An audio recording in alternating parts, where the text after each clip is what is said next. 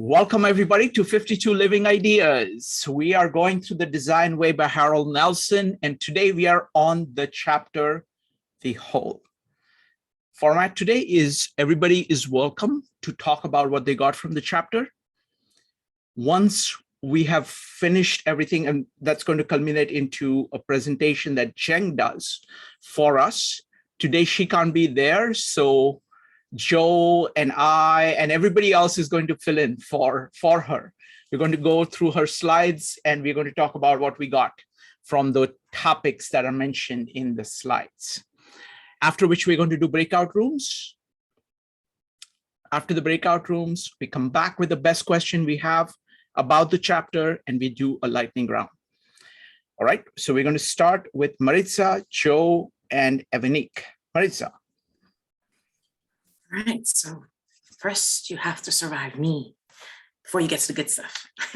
So this chapter, more than most that of the ones that I've read in this book, it's quotable to me. There are a lot of direct one-lines that I wrote down from this book. There are a couple that I think that it's even stronger than quotable. They're ones that we should remember. The very first is one that I have said before, but they say it here beautifully. Design is not the pursuit of a perfect concept. If you forget everything else about this book, that is the major thing to take away. Design is not the pursuit of a perfect concept. There is no one perfect solution. If we spend all of our time seeking perfection, we're going to end up in the dreaded analysis paralysis, of which we've spoken before at previous chapters with this book. I think that's so important. And, you know, we look at design from the perspective of a design culture, and we're stepping outside of the enclosed realm of a true designer designing widgets and buildings. So we're asking, if we are a design animal, we're designing our lives, our cultures, our communities. It seems almost more vital to remember that there's not a perfect concept that we should be seeking, because that allows us to forgive ourselves a little bit for our imperfections, and more importantly, to learn from those things that make that imperfect result.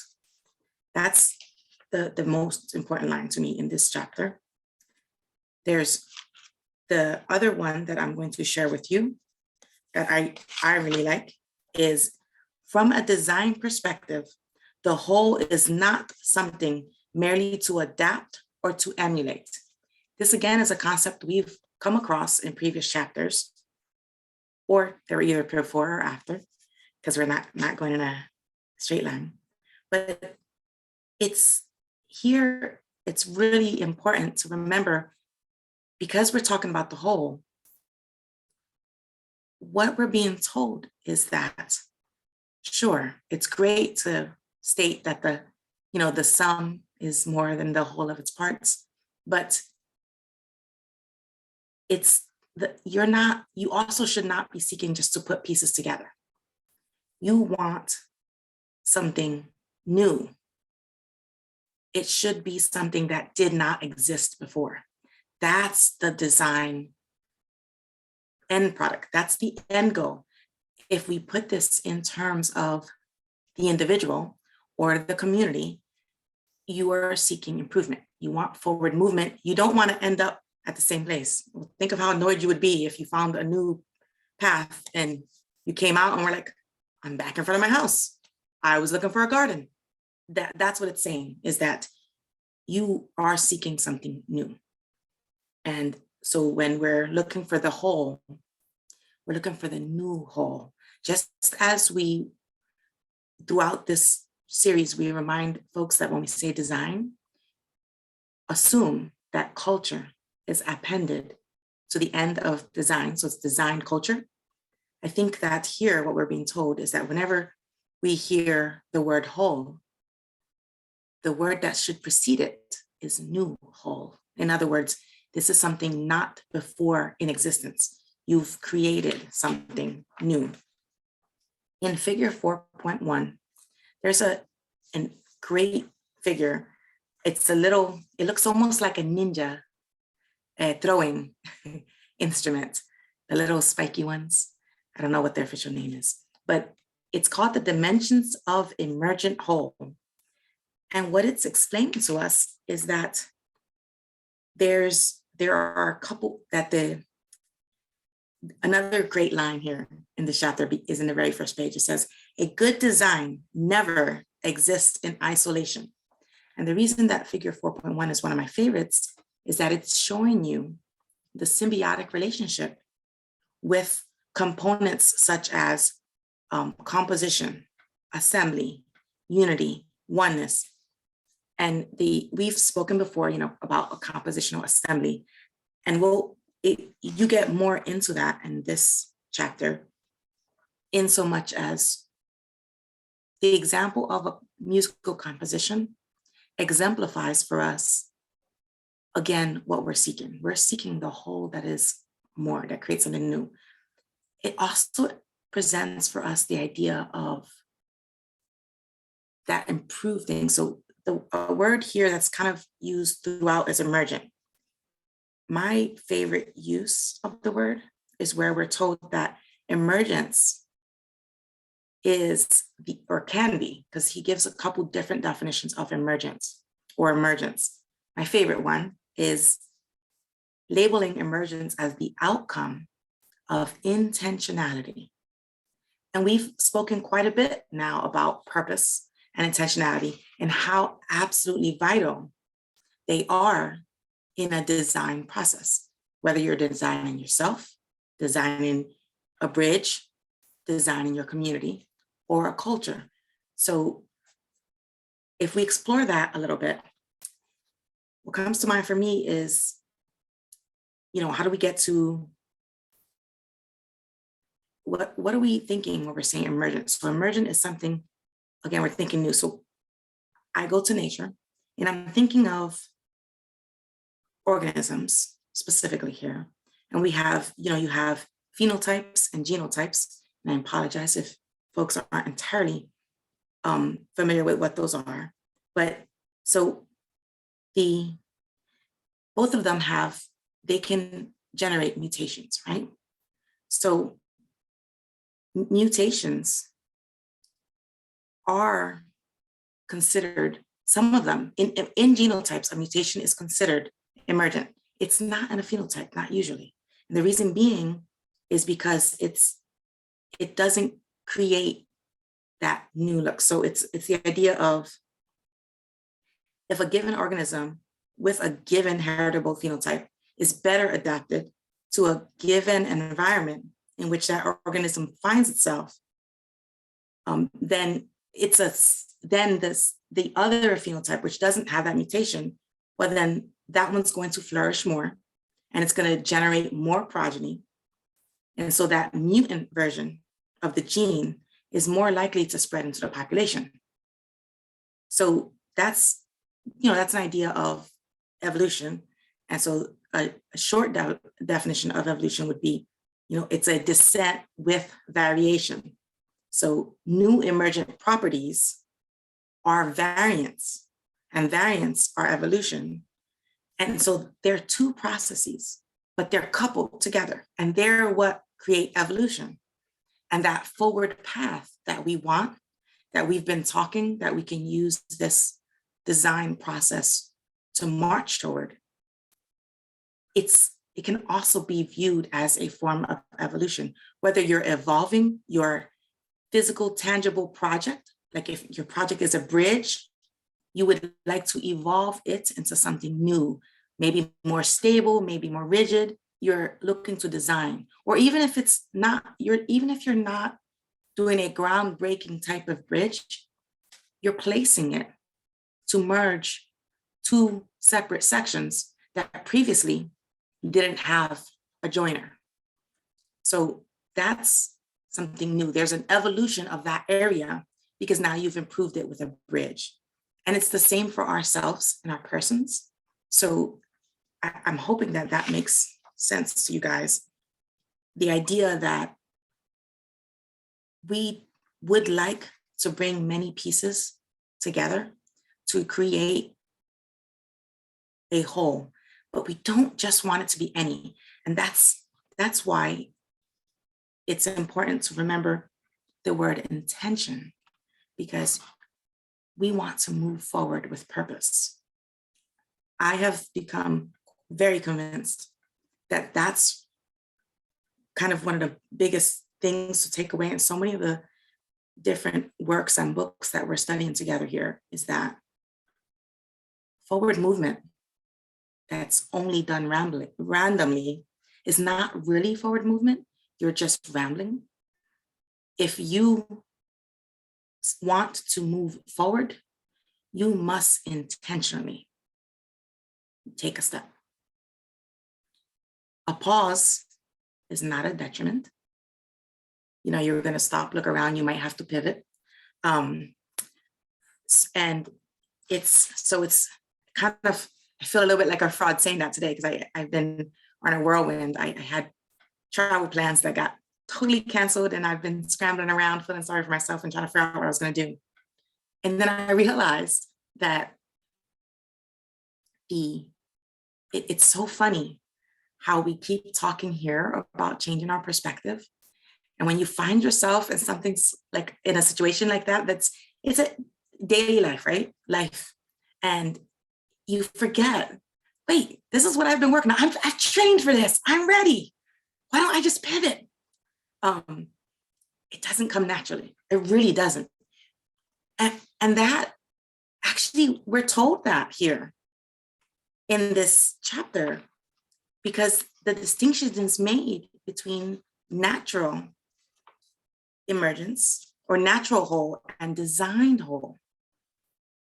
And that is where we see again come into play the definition of emergence as an outcome of intentionality.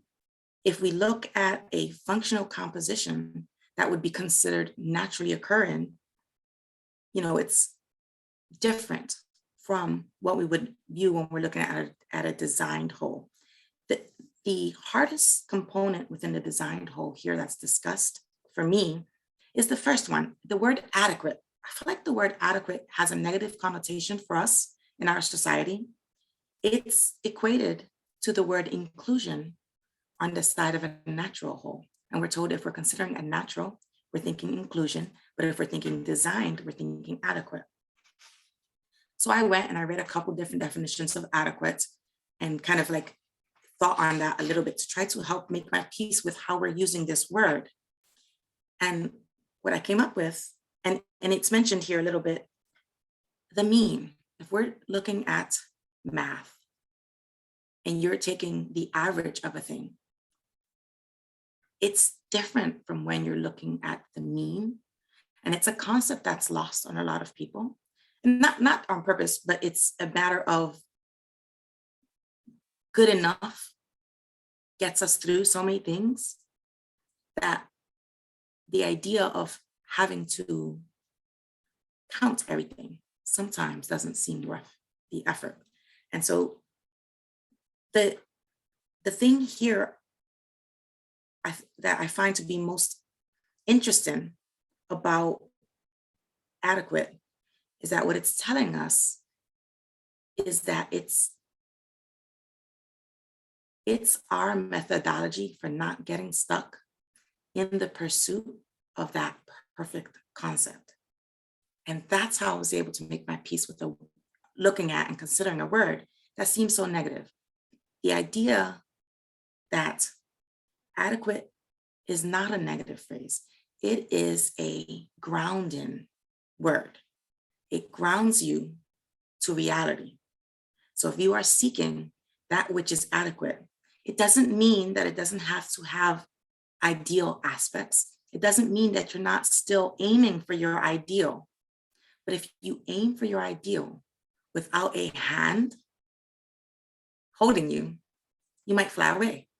This concept of adequate is what's going to hold you because we all do need a little bit of dose of reality, especially when we're talking about intention. Aim for the ideal, but do so in the realm of the real. That's all I have for you guys today. Thank you so much, Shrikant. Wonderful. Thank you. Thank you, Marissa. I really like what you said about the adequate. It's the idea of satisfying requirements, because there are actually multiple requirements. There is a tendency we have of getting focused on just one thing and trying to maximize it. What this way of, that. the way this way of thinking is to say, okay, what are the actual requirements? And make sure that you're meeting all the requirements. Your design needs to first meet all the requirements. And so I think that the adequate, I think it's a very powerful way of thinking about this. Next up is going to be Evanique, Joe, Robert, Mike, and Charlie. Evanique. Yeah, so what I got from this chapter actually is the concept of whole and the parts that are also whole. And I think it was an example in the book. It was like water, right? Water is hydrogen and oxygen. Hydrogen is whole on its own. Oxygen is whole on its own. And it comes together to make another whole. And so I was thinking of this concept, and I'm going to steal a little bit from Maritza about community and individual. She's talked about that in other meetups, and I think I got it before, but I think it really shows here, because if you look at it, each individual is whole in and of themselves, in their imperfection, in their inadequacies or adequacies, or whatever, but they're whole, right? And then you have a community, which is a group of whole individuals. So I think this concept of wholeness goes throughout the book, even in the design. So even if you're going for a new design or a new concept, like a new community, you're still going to need individuals and what those individuals bring to the table. You need their experiences, their qualities, their wholeness. So when you're creating a design, you're bringing the wholeness of not just parts as if they're like separate and not whole. You're bringing the wholeness of the parts together to create a new design. And I think that is what I got from it. But also when Marissa was talking about adequate, I was like, I always think of adequate and I think of it as mediocre. But I think I like Maritza's way of saying it better when she says I'm flipping. It's grounded to reality, because in reality, nothing's perfect, but it's whole. So if it's grounded in reality, it's whole. And yeah, there can be like humans, we grow, we learn and we grow and we become more of who we are. It doesn't take away from the wholeness. But it does bring into a new creation, a new you, in the sense of it. So, and I do like the whole idea of no perfect solution. Sometimes we can wait until it's perfect to do something. And I'm like, it doesn't have to be perfect. You could be grounded in reality and you can just have it serve its intention or serve the purpose of the design. And that, I think that's the way we should look at design, is does it serve the purpose that it's supposed to serve? No, it doesn't have to be perfect. Yes, it can be improved, kind of like a process. There's always going to be steps to add, steps to take away when they no longer work or they're no longer working as intended. But you got to start somewhere. And I think once you get the design to the intention of the design, then you can say, okay, great, we're here, let's implement it and improve along the way. So that's my thoughts. Wonderful. Thank you. Thank you, Evanique. Next up is going to be Joe, followed by Robert. Joe. Yeah, so I'll be very brief. I did enjoy this chapter, and I think that there's a lot to it. And I want to combine kind of a systems thinking aspect of it. I know I shared this with you and Maritza, but we've covered Russell Ackoff here, and they cover Russell Ackoff in the book as well.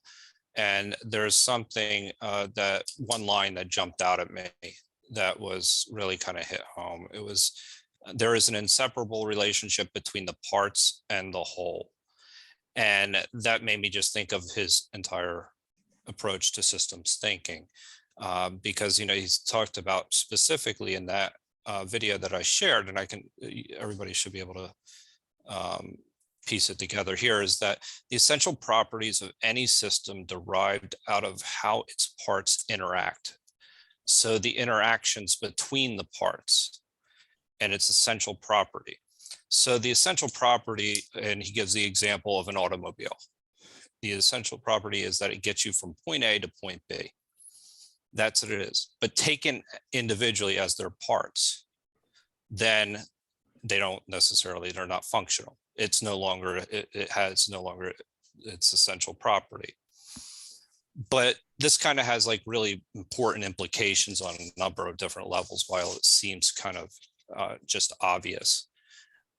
When you look at any kind of system and you only look at the parts and you don't look at the whole, the system itself actually starts to break down.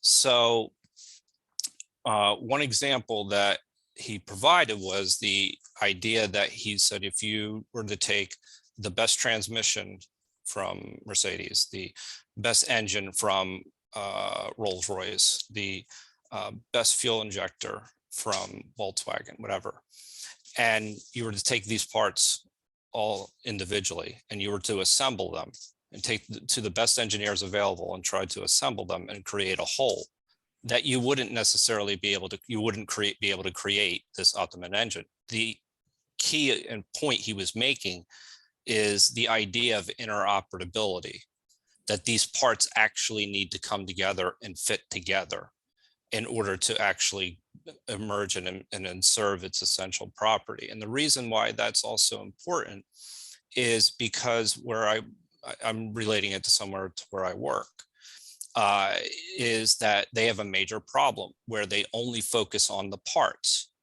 and they don't focus on the whole system when they're doing predictive maintenance on ships, on naval aircraft carriers specifically is one area that they really suffer with this. And when they only focus on the parts and doing their services and not necessarily focused on how the interoperability of those parts, they end up spending a lot more in maintenance, because whenever they go out to sea, something else breaks, they have to fly out engineers to fix it, as opposed to thinking, how does this part interact with this part, and what is the life? They'll look at the useful life of a particular part, do a replacement, and not necessarily see how it impacts the rest of the system itself. And I think that this is a kind of a critical part of this chapter, because you have to think about the whole. You have to think about how these parts how they interact with each other. And if you think about this in organizational structures, you look at different parts of the organization.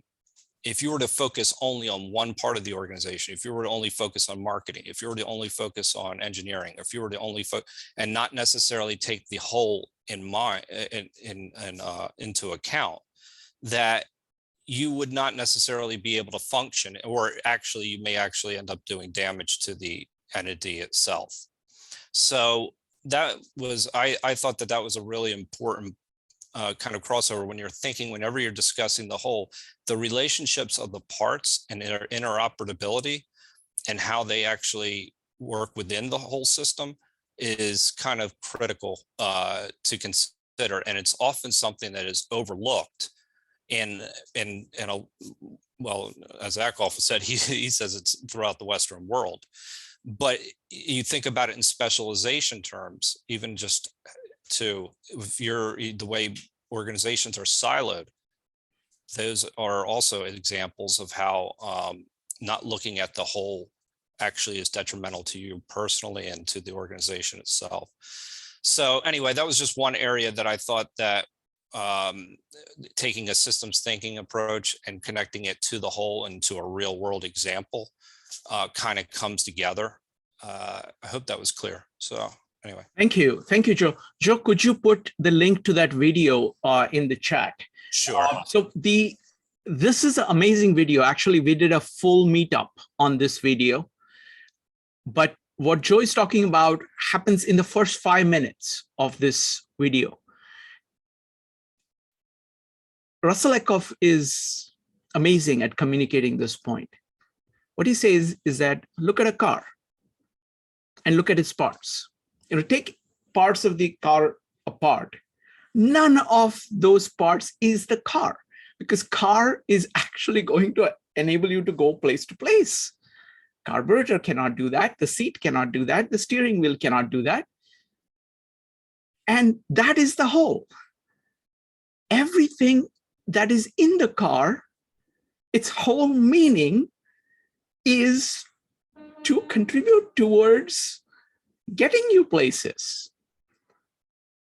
And it is only when they work together properly that this happens. He says, take a giant stadium, get the top 50 cars, take them all apart, and then look at the best parts in each of them. And now try to put them together. They can't be put together.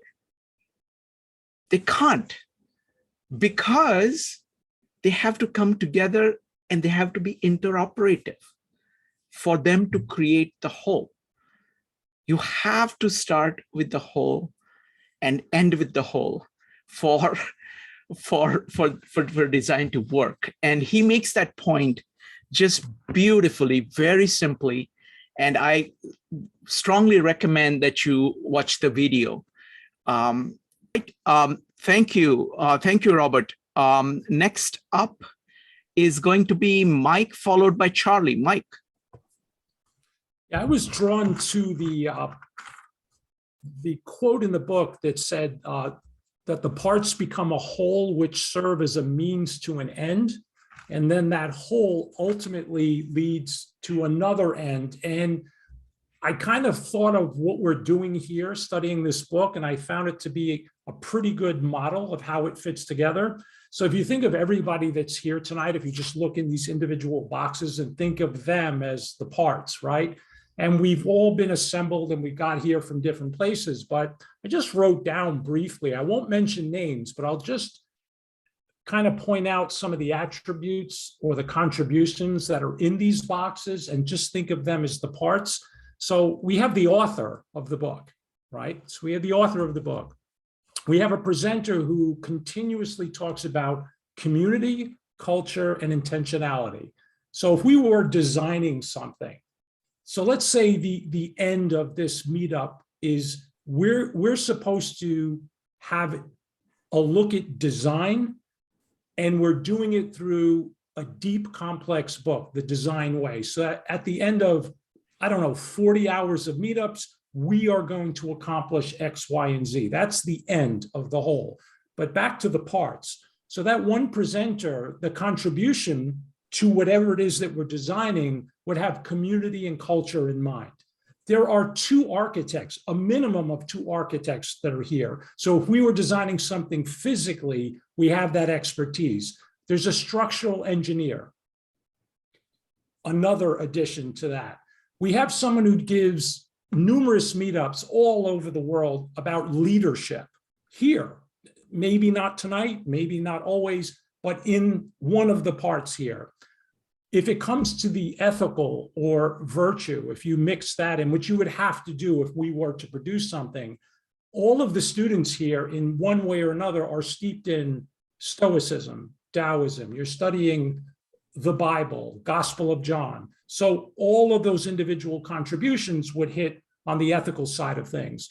You have someone who talked about having a dad who was a tool and die maker, looking at the production of design in the 60s, and who has a brother who is producing things in the modern age with computer-controlled machinery. We have someone who publishes, and we've had people who have given TED Talks, all separated, now the whole here at 52 Living Ideas. That group of people changes week to week, so that the parts, which is another thing they mentioned in the book, which I found very interesting, it said that the parts lose their individual identity at some point, which in a way we all do. So we come to the table with our own expertise, but we're influenced by each other, so that the person who comes back into this box the following week is not the same in terms of how we're looking at the design way. But that's not just for me, it's for everyone who's interacting here. So the whole that we have is also changing week to week. So at the end of these 40 hours of video only, that doesn't count the prep that we're doing, because we're going by this page by page. At the end of all that, we will have assembled something that we can put out and say, wow, take a look at what we did, what we know about design, and particularly about this book. So that's our whole. Now, to go to the author's point that the whole can have a further end, what if we got a hold of this concept and put it in, we just become a part? Couldn't we put ourselves next to Adler's book of how to read a book? We wouldn't say that this is definitely the way to read a book, but we would certainly be a part of the new whole of how to read a book. So I just think what we're doing here fit really well with the model that the authors put in the book. Mike, that was brilliant. That was brilliant. It's very profound, because what you're pointing to is the fact that there are multiple wholes.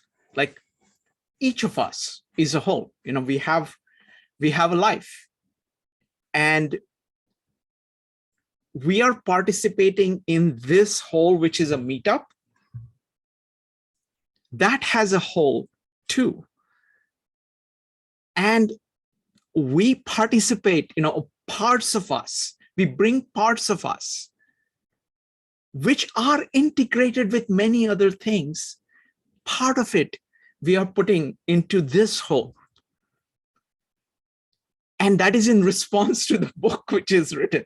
So it just very, very profound. Thank you. Thank you, Mike. Next up is going to be Charlie. Yeah, while I was reading that chapter, he started off with this idea of Charlie, let me interrupt one thing. Robert had something to say about this. Let me have him respond. Robert, go ahead, and then Charlie. Yeah, I'll be quick.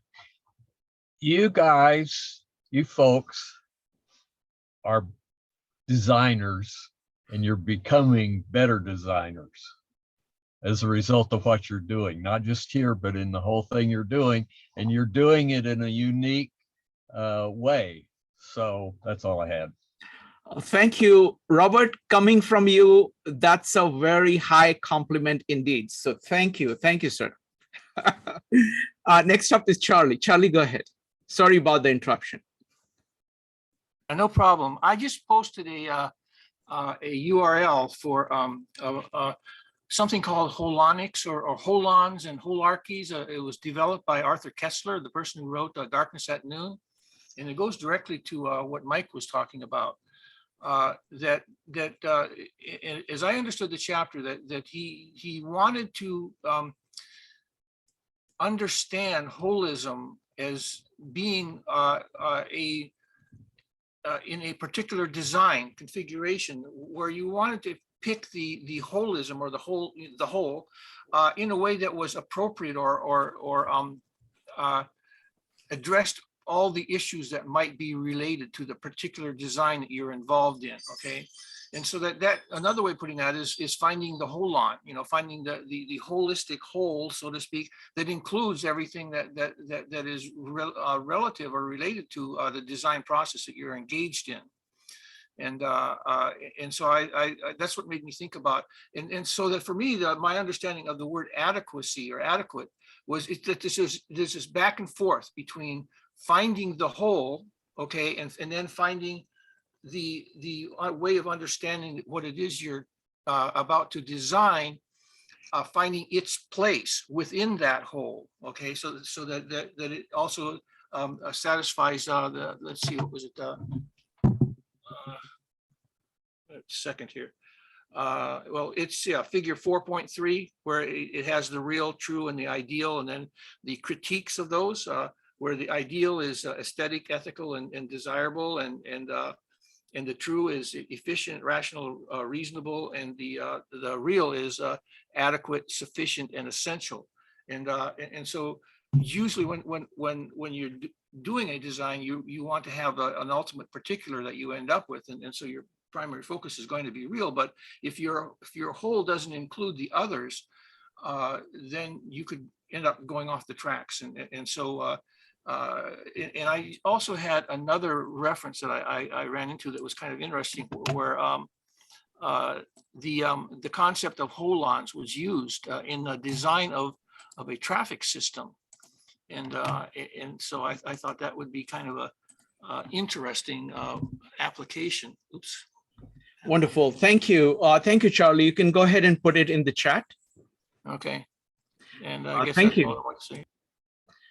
Thank you. And this chapter is particularly important because the modern world is analytical world. There is a lot of analysis that goes on, and that is considered as the primary mode of processing things. So everything is kind of broken down further and further, and that's how. So we are living in an analytical age, and holistic thinking. If you look at, for example, the books that we are studying, like Tao Te Ching or the Gospel of John or Bhagavad Gita, the thing that characterizes them is holistic. Or when you look at Aquinas' commentary on Gospel of John that we are looking at and compare it to any modern text about another text, you can see a radical difference. His approach is holistic. He's looking at, for example, what is the efficient cause? What is the thing that is driving it? What is the formal cause? What is the structure of it? He's looking at what is the material cause? What is the material thing that it is working off?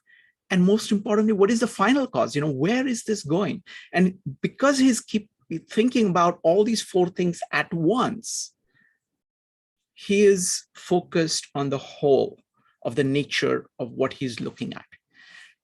So there was a time where that is how people thought. And the good thing about the architects is that they have to do this in order to build anything even adequate. So that's why I think we end up liking so many architects here. Next up is going to be, let me see here, I lost track.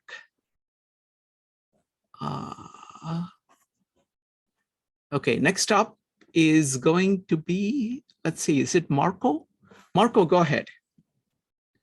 You have David first, Srikant. Oh, sorry. It's going to be David, Marco, and Becky. David, go ahead.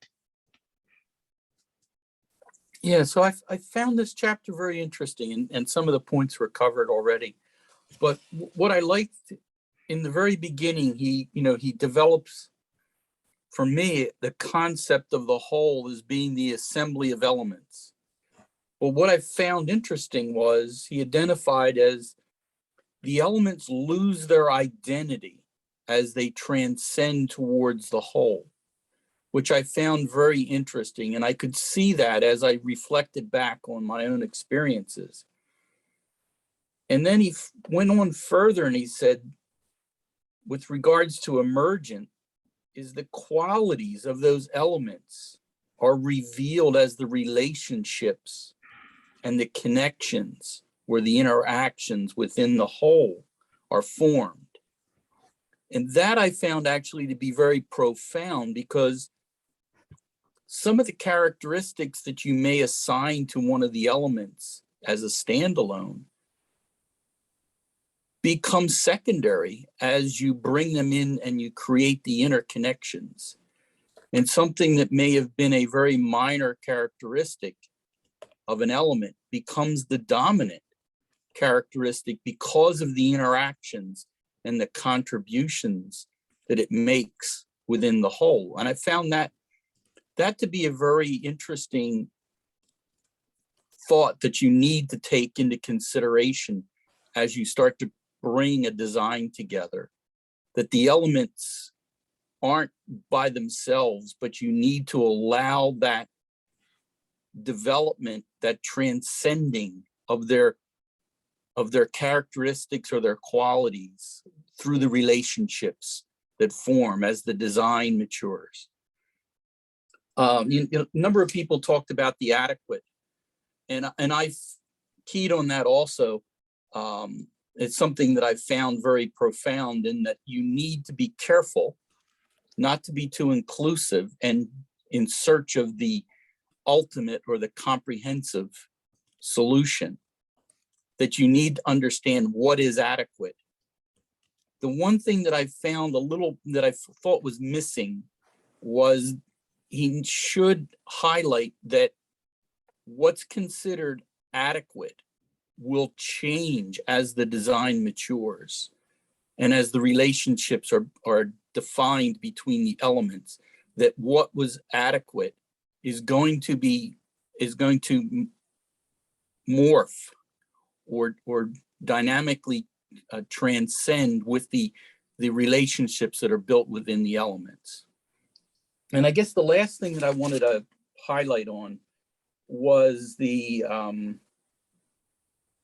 where he talked about the individual components, or the components that you actually desire for them to be sub-optimized, because you want to really be focused on optimizing the whole and not optimizing the individual elements, because it's the relationships. And some elements should actually be detuned a little bit so that they're not too sensitive to change. And that way they can interact and allow another element to have more flexibility or more dynamics in its range, because it will interplay with each other. So that I thought was a very profound concept, which is be careful that you don't allow the individual elements to be optimized on their own. You need to optimize them as the whole and take into consideration their interactions. And I think that most of the people covered a lot of the things that I found, but I did find this to be a very interesting chapter.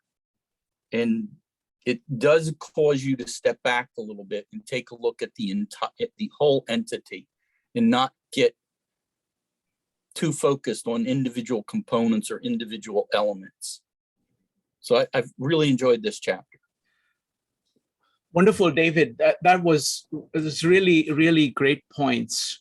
I want to say, the principle of interchangeable parts, like building something out of interchangeable parts, as opposed to just this one-off artifact where everything is perfectly kind of designed for each other. The interchangeable parts has very powerful use, because they can, they can plug and play with many other things.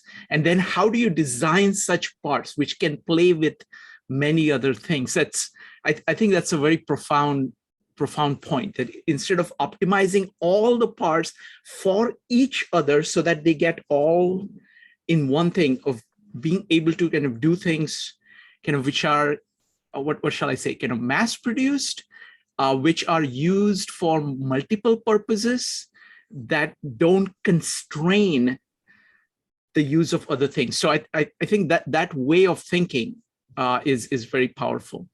Thank you, David. Next up is Marco, followed by Becky. Marco. Yeah, I kept on thinking of this, well, basically like how each part should basically serve the intention of the whole, or serve the whole. So I kept thinking of this a few months ago. I took a songwriting class, and basically the elements of a good song is like if the intention of the song, like if the theme of the song is like joy or grief or love, basically the instructor would say that every lyric is supposed to serve the intention or the theme of the song. So I thought of that came to mind. I thought that was kind of like a practical example. And also it was like, but for me that stood out is how the real supersedes the true and the ideal. And I think that's really important, especially like for a beginner or like an amateur. Like, you always, with every try, you want to try for that ideal, but ultimately, something has to be like put out there. So, so basically the real is not always going to be your ideal, but basically but if you keep trying, then, ultimately you'll reach your ideal if you're a beginner. Wonderful. Thank you. Thank you, Marco. Next up is Becky. So when I think about like the whole, it's like a top down versus bottom up, and that's what most of us have been talking about throughout the meetup. And when you're looking at the whole, you have a better understanding of the system and its rules, so that when you do break things down, sure, you're reducing and you're simplifying and you're losing things, but you're still gaining insights when you're looking at the individual parts. So it's like having a full data set and then saying, well, the mean, you don't get the full picture, but it's still a valuable number, and you get the volatility. That's still a valuable effect. Whereas if you start with the mean and volatility, it could really be so many possible things that look so different. So to do it the other way around, from bottom up, it's hard, because you do have all these combinations, and I think Maritza had said, you fall into this analysis paralysis. Well, how do you, what combination is the best? How do you optimize for that? And so something that I saw a lot when I was teaching mathematics was this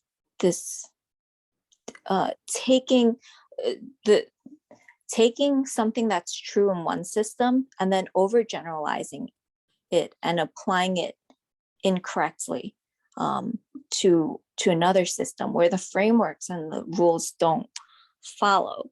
And so I'm going to put something in the chat. I mean, I laughed at it, but it also made me angry. Let me see if this works.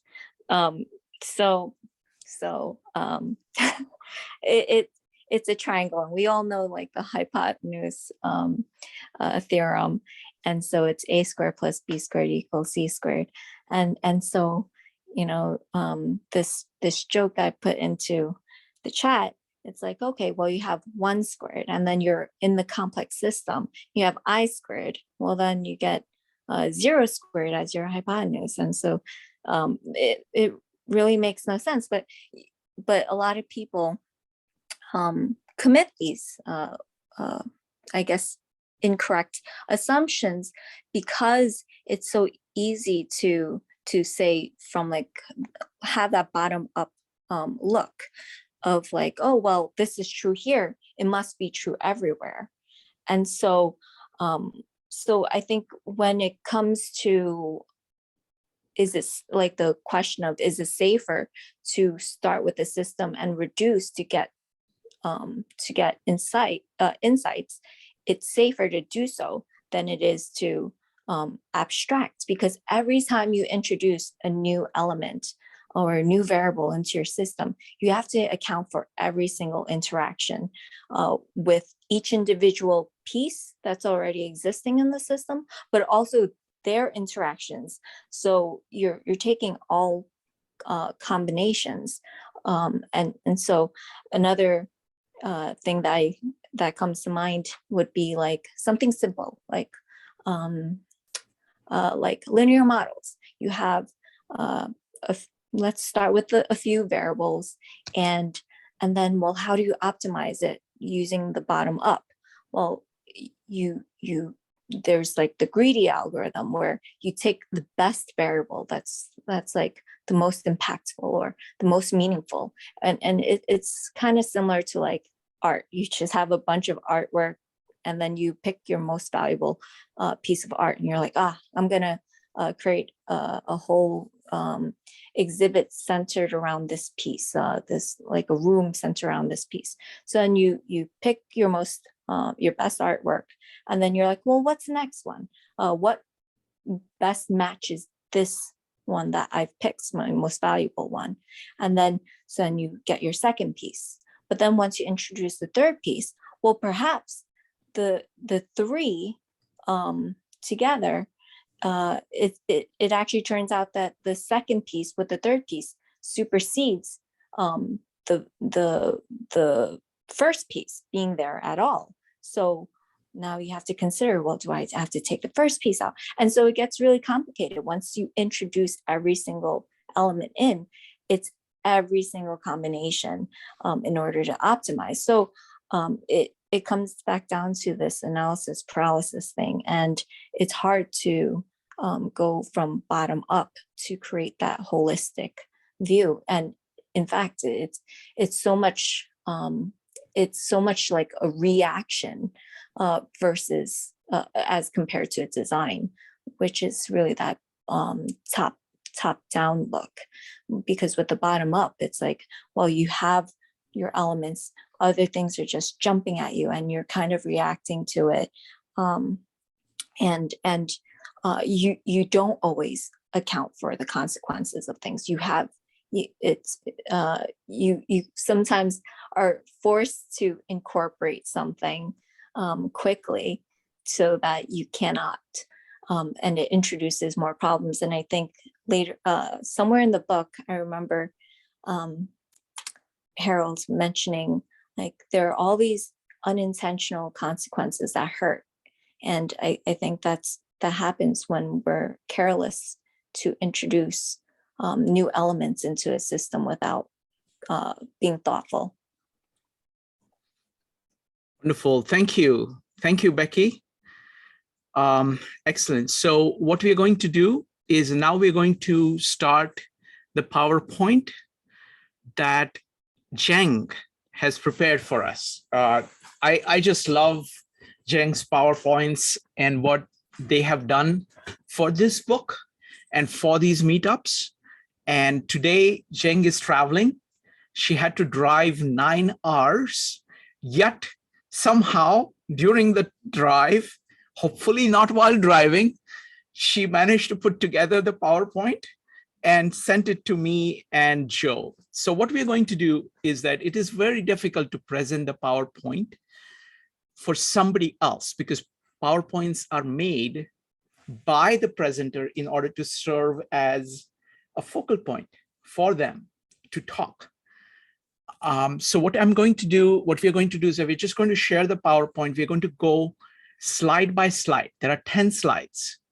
And if you have anything to say about that slide, we know that Zheng does a fantastic job of covering the entire chapter from beginning to end. So we'll be able to, so if you have comments about any of the slides, you can go ahead and talk about it. Joe, do you have it ready? There, all right. Okay, so we can start from the beginning. All right, let's go to the next slide. Next slide. Okay. Whole and holistic. What does it mean for design to constitute whole? What does it mean to design holistically? So if you'd like to talk about anything on this slide, go ahead and type an exclamation mark.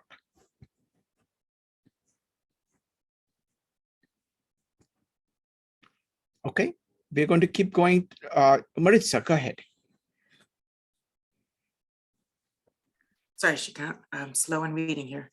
I wanted to bring up the fact that none of us really brought out, we didn't say too much about meaning, but I think that it's kind of interwoven throughout what many of us are saying. The idea of purpose and intention, to me, it brings us to the concept of meaning. I really like the idea presented by the authors that meaning will be revealed as we order and organize things into, a compositional assembly. I really like that idea of it. She points that out here nicely. Thank you, Marissa. Next up is going to be Joe, followed by DLJ. Joe. Yeah, I think it's important just for this particular slide is just to speak to the idea of the composition assembly more than anything else. When we talked about it last time, I showed how things could be broken down into parts, into different domains, and then reassembled into something that was not yet existing. So we took like a bike, a snow, what is it, a snowmobile, or actually it was a bike and a skis and a speedboat, and took the parts of, all apart and actually saw, okay, what can you create out of this? And then what new can emerge from this? And then actually, if you put you can, by blending the elements together and designing something, you can emerge something new from the parts, from different systems, but you actually have to look outside of the domains that you were previously looking in order to put together a new whole. So it's kind of like you're envisioning it across domains, what you can reuse parts for.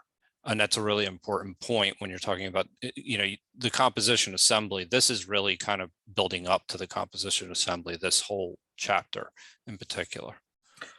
Excellent. Excellent point. Thank you, Joe. Next up is DLJ, Charlie, and Robert. DLJ. Hi. All right. How you doing? So I just felt the need to share a Douglas Adams quote, which is one of my favorites when in class I'm talking about holism and holistic. So it's kind of to get across the idea of 2 + 2 = 5, all that, right? So Douglas Adams said, it's human nature to take things apart to see how they work, reductionism. You have a cat and you want to know how the cat works, so you take it apart and now you realize you now have a non-working cat. I thought it was great insight. Wonderful. Thank you, DLJ. Next up is going to be Charlie, followed by Robert. Charlie. Yeah, just a quick comment. For myself, the way I understand meaning, okay, I understand it as contextualized intention. Okay, so but to contextualize, that's the holism part. Okay, and so the holism that a person chooses, like take for instance a manufacturer who pollutes the environment. For them, their whole is the quarterly reports, bottom line, and so on. But for someone who cares about the environment, well, they're going to look at that person and say that they have an evil purpose because they're destroying the environment, and so that the interpretation of purpose depends upon the holism in which it is the action is or the intention is seen or observed, and so that's why choosing a right holon or a right holism or the whole, that is such a delicate process, because if you don't do it right, if you get it wrong, then you are going to end up hurting people that is going to come back and bite you in the end. I mean, you look at what happened with the Grace Company and what was it, Love Canal? It basically destroyed the corporation, and so it's picking the right whole is a delicate process, and he emphasizes in the chapter that it depends upon intuition and imagination, that it's not something that you can work out analytically. Okay, it's something that you have to intuit, and it's not easy. And I think that's why this whole concept of adequacy is embedded within that, trying to find the right whole, because adequate within what context, because if you start off with an intention for design, if you don't choose the right whole, then you could end up, in a place you really don't want to be. Thank you, Charlie. Next up is Robert. Try thinking of parts instead of just things, but also people, because complex designs involve people and they react differently when they're put together into a whole, and you don't have much control over those parts. Wonderful. Thank you. Thank you, Robert. Can we have the next slide, please?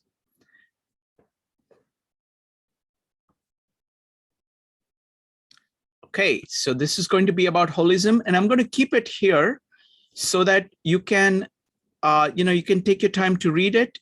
If you, as soon as you think of a question, go ahead and type exclamation mark. Oh, you've moved forward. You need to go back. Yes, holism. All right. If anybody, I'm going to give about a minute for people, first person to type an exclamation mark, and then we'll keep the slide up because I want to give people time to read it.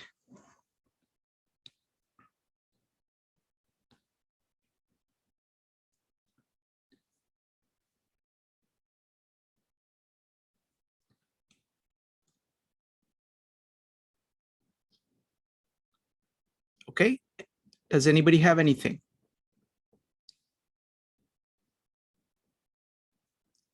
All right, let's start with Maritza. In this slide here, I really like the idea of reminding us that, and this is one thing you said, Shrikant, that, our modern time is about, it's against this. So when she says traditional distinctions work against integration, it's funny because I think of the traditional distinctions being those modern world habits that you were speaking of a little bit earlier, the idea that it's a matter of looking at a different view so we don't get stuck in this compartmentalizing. What this brings to mind also, though, is the idea of how we can remember that some things in nature just happen and it's not with intention. And then, but what we're looking towards building is something more purposed. And here in this slide, we see a really good show of what is and what is not covered under that. Well, thank you. I also like the diagram of this whole and bigger whole. This is a point that Mike made so well, that, let's say us as individuals are wholes, and we participate in a family, which is a whole. And so both are wholes seen from different perspectives. Next up is going to be Joe. Yeah, I was just actually going to comment on that same very thing, is that this idea of a whole within a system itself. So an automobile actually fits within a transit system. So it's part of a different whole. So there's kind of these particulars within the whole as well. And so I think that this is an important point when you're talking about boundaries and talking about when you're creating the ultimate particular and how that fits into a bigger system itself. Wonderful. Next up is Mike. I wanted to continue along with what Robert said about the parts sometimes being people and how influential that is. If you look in areas like music, if you look at some famous bands over the years, the Beatles would be a great study to the interaction between those four, and if there were conflicts personally between them, which there were several, and even with people outside the Beatles, how it affected the music. In the pop realm or rock realm, I know Fleetwood Mac is another band. There were a lot of romantic relationships between the musicians that really affected the direction of the band. Thinking of sports teams, the New York Yankees in their heyday, they had players on the team that hated each other.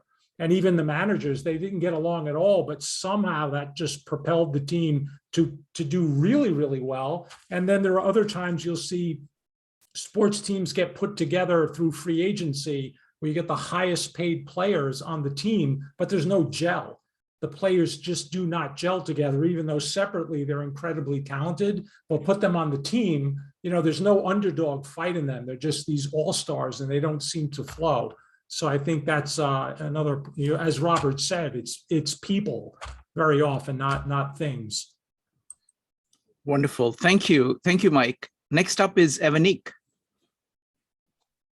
When Mike was just talking about professional teams, I was thinking of the 2005 Eagles team, right? And compared to the 2018. The 2005 Eagles team had the best players.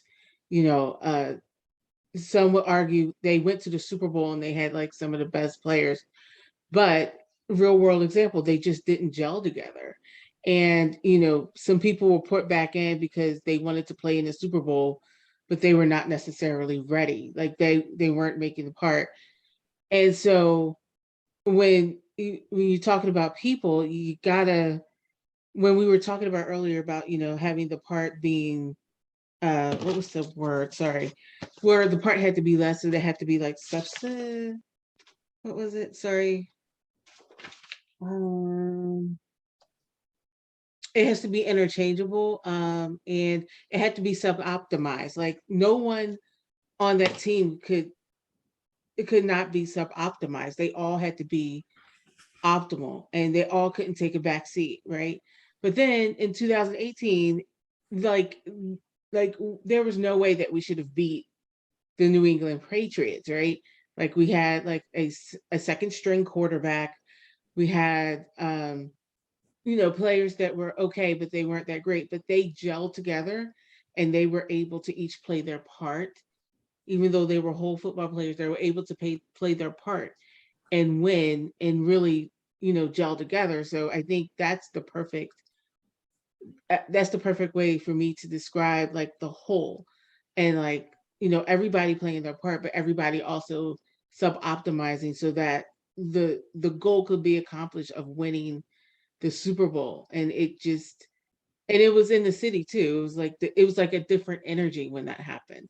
And I think that's key too. There was a different energy in the city when that happened. So that was my thoughts. I want to give you a very interesting and very current example of this whole and part business. Look at what we're doing with the presentation, right? The slides are part of the presentation. And when Jeng presents it, those slides are designed for her to talk about what she wants to talk about. But we have only a part here. Okay, Jeng is missing. Okay, now, so what are we doing with it? And actually what we're doing with it came from Joe, because Joe actually pretended to tell me that Mike really wanted to do this presentation and they were going to actually try to compete. So I said to them, and I believe Joe, he's my friend, he's so good. So I believed him. And I said, okay, so what you do is that we put this up and then one of you speak and then the other speaks. Just like when Mike joined the meetup, I did the meetup with him on Art of Learning by Josh Waitzkin that way, that we would go put the chapter up and then each of us would talk about it. But then it turned out that Joe was just making this up. But then I said, wait a minute, this is actually not a bad way of doing this. So that's what we're doing here. Okay, so this is the result. And what is it that we're doing is that, see, if Joe was to present this, or if I was to present this, it wouldn't work because I don't have the whole that Jeng has. Okay, so what are we doing is that we are remaining true to each of our wholes. Like we have an understanding of the chapter of this topic. We are using this as a trigger to talk about that whole. So whatever it is that we are saying is based on the whole that we have in our mind, triggered by this sequence that Jing has put together. What Jing has done is that she hits all the main points. And we know that she hits all the main points. So we are using this to jog our memories about parts of it. So that's how this thing came along. All right. Yes, absolutely. It's all Joe's credit. Thank you, Joe. All right, can we have the next slide, please?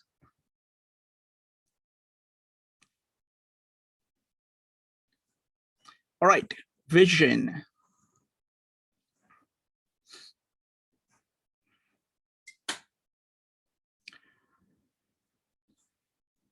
Right, Joe, go ahead.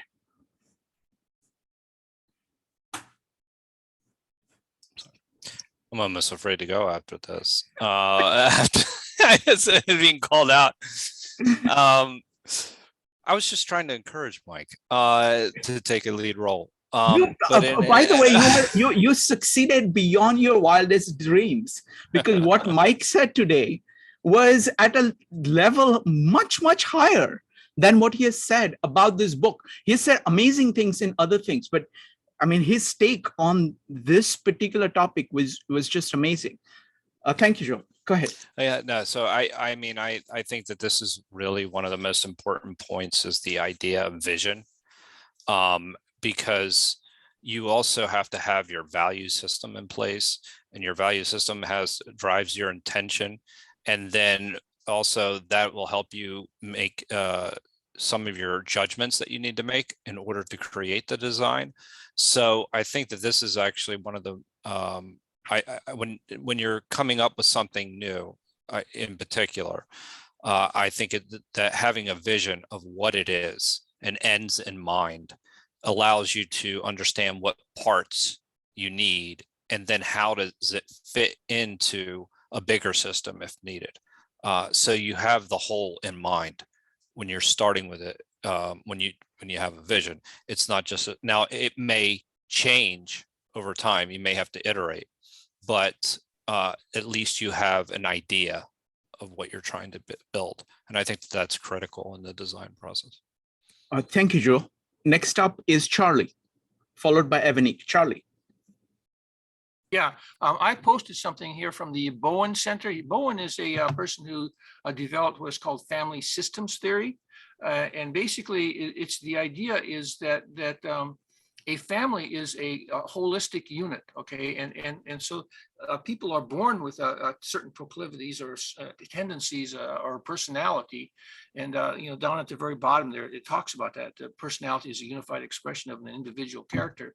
But when you're born into a family, you get a whole bunch of other holons, holisms.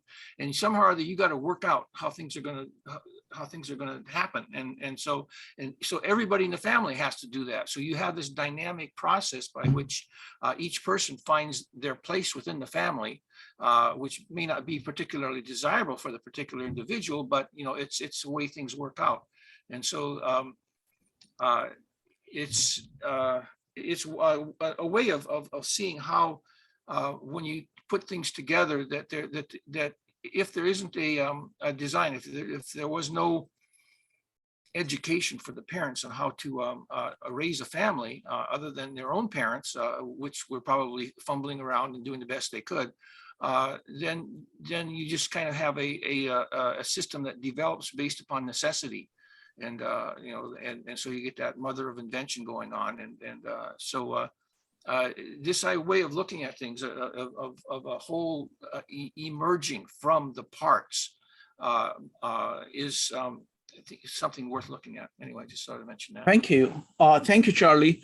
I want to follow up on that. I think when you're looking at a whole, I think family is an amazing metaphor.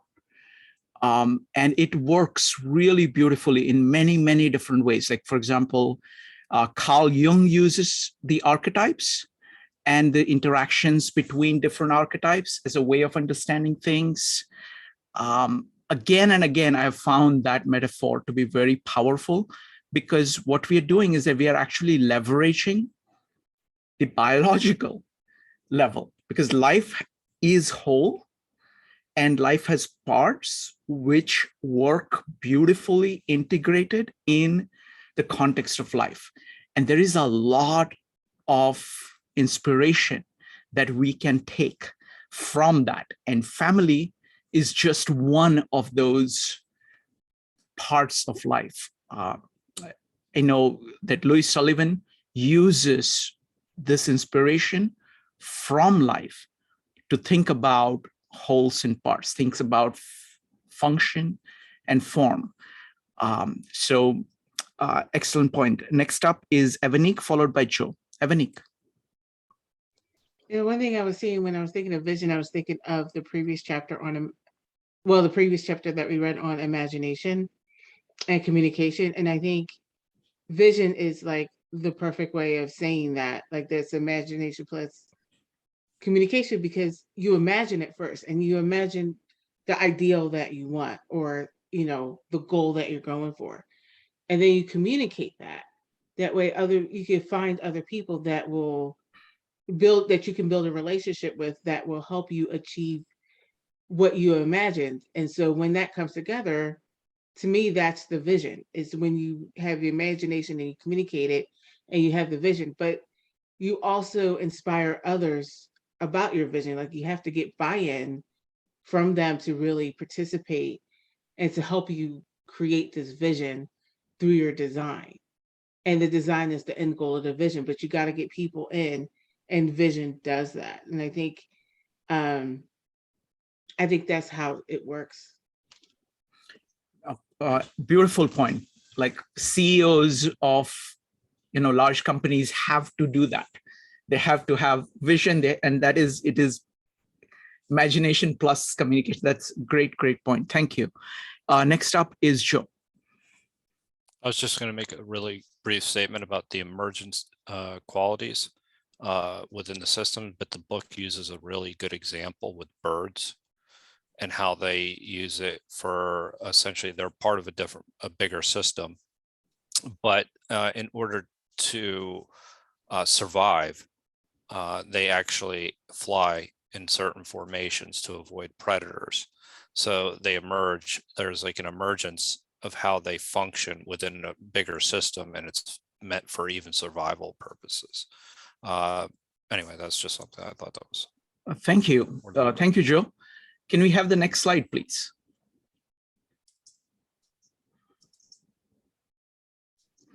All right. Natural design whole.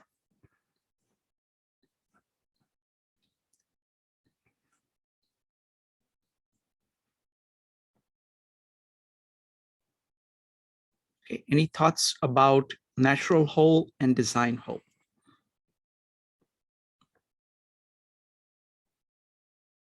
Marisa. I feel like this slide kind of is as if Jane were looking at my presentation and writing stuff I was saying. This reminds me that I wrote in my notes about predictable versus unpredictable, and I forgot to chat about it. The idea, I think it's interesting because sometimes we forget those things that cannot be predictable. And that also leads to this analysis paralysis. And I really like the idea of, you know, if it's predictable, it has that component of necessity, because it helps to give us a form for determining whether or not something is predictable versus unpredictable.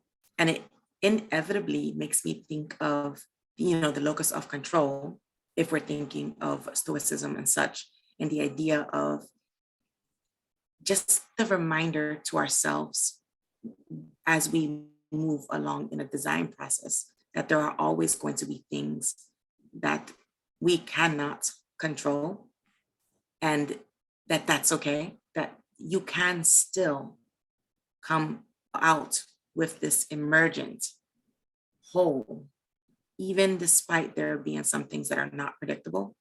I think that we need to remind ourselves of that often in life when we're designing different aspects. Thank you. Thank you, Marisa. Joe, can we go to the next slide?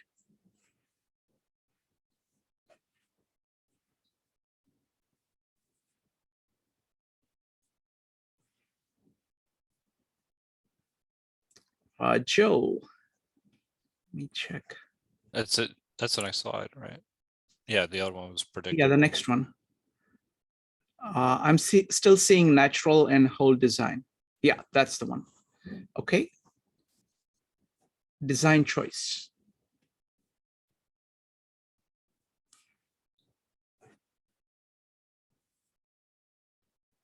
If anybody has any thoughts about this, go ahead and type exclamation mark.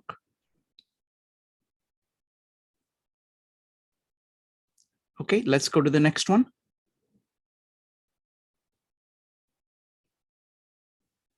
Okay, compromise versus adequate.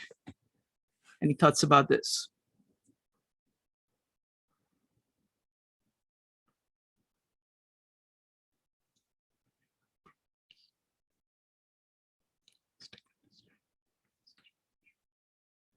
Okay, let's go to the next one. I think we got two more slides. Adequate. I think we have discussed adequately. Let's go to the next one. Whole. Okay. Adequate.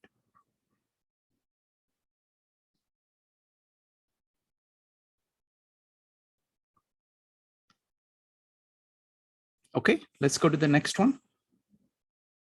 Okay, so we can stop sharing. Let's do one thing. We're running out of time. So let's go ahead and go to questions. So everybody is welcome now to put a question on the table. We'll collect all the questions and we will do intense Q&A. So go ahead and type exclamation mark if you have a question. Give me a second here. Okay, we're going to start with Evanique, Charlie, and Joe. Evanique, what's your question? What is the difference between compromising and adequate? Compromising and adequate. Wonderful. Charlie, what's your question? How do you know when you have finally set upon your understanding of the whole? The holism that that captures the design that you're involved with. How do you know that you've got the real, the one that really matters? Okay, how do you know that you have the whole?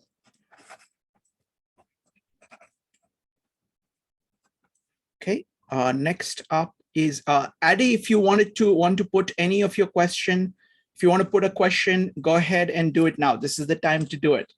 Joe, go ahead. I'm interested in how you actually would teach somebody to, or what would be the process of teaching somebody to look at the whole? So how would you approach that? Would you, I mean, we talked about marrying the arts and sciences and different things like that, but okay, I'm not clear. Can you repeat? So how would Sorry. we often look at the parts, and we often look at very narrow things. So how do you actually teach people to be more holistic in how they analyze systems or anything? Okay. How do you teach people to be more holistic?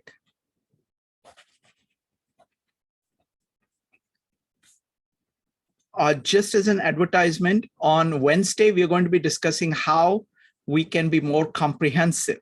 And this is very much connected with that. How we can be comprehensivist, how we can bring many things together. All right. Anybody else has any questions that they would like to put on the table? Go ahead and do so. Otherwise, we're going to go ahead and go for the next one. Okay. All right, let's start.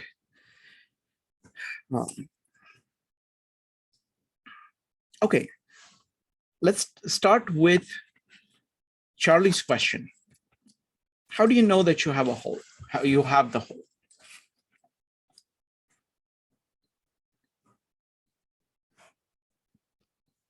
Go ahead and type exclamation mark if you would like to share your answers. We'll start with Evanik.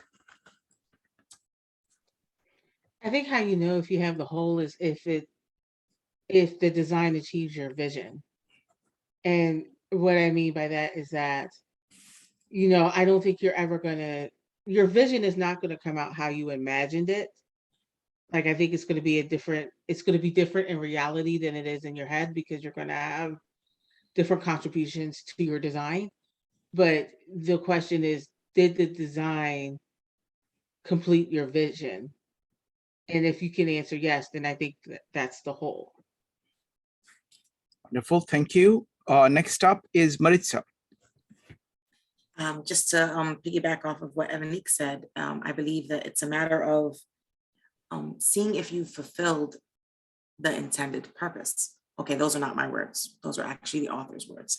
But it's that matter of, have I made it robust enough to suit the intent I was aiming for without getting stuck on perfecting and perfecting?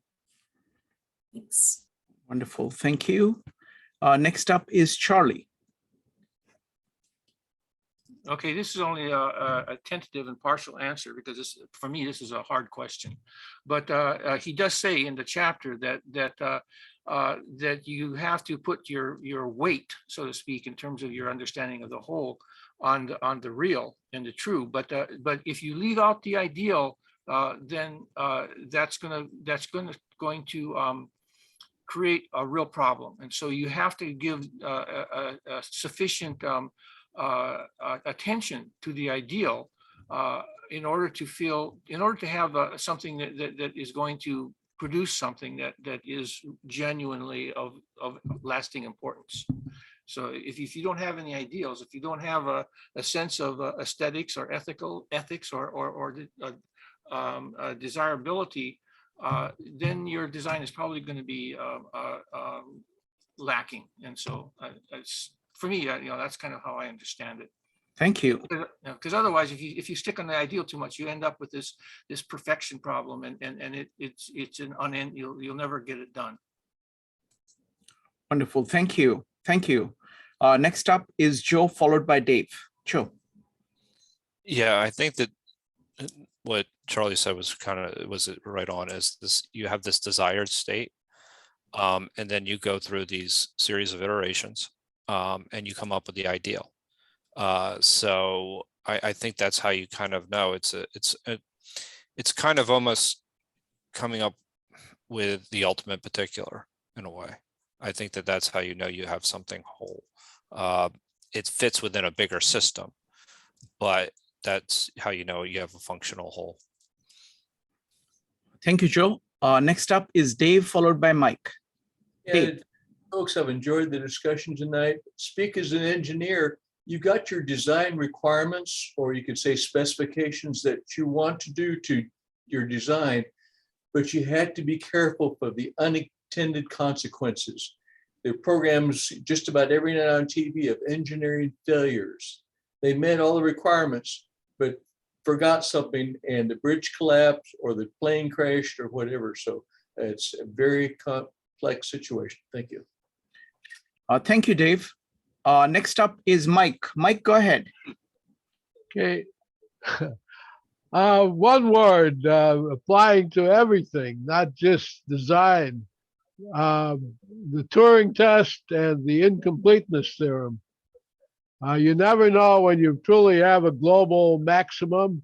There are, or you may be solving you may be getting converging on a local maxima, local minima, and missing the real point.